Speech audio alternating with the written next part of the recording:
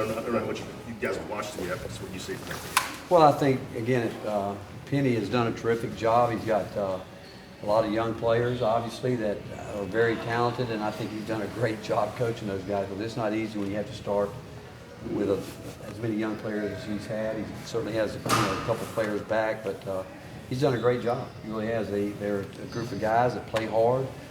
They're going to make you handle the ball, and they do a lot of good things. And you look at their schedule, their wins, it tells you that he's done a great job with it. And how have they done just in terms of working around Wiseman's absence?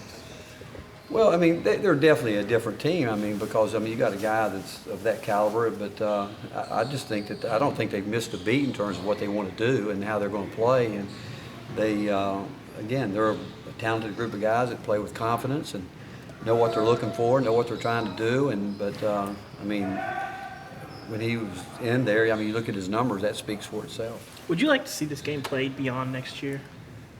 Yeah, I think our deal, and I don't think there's any question, it's their situation too. You're going to build the schedule based on where your program is and the opportunities are out there. And I've said before, I don't know where it goes from here. I know this, we're playing them now. I think it's been good for everybody.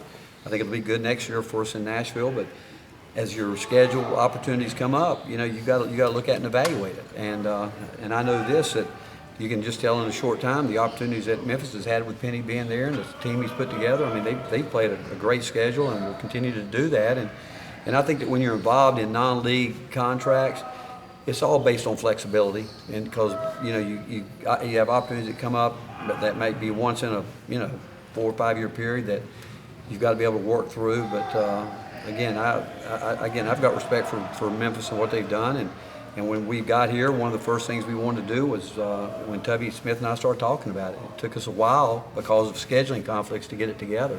And like we're working with our schedule now, and I'm sure they are too. From Tennessee's perspective, what's the case for and against?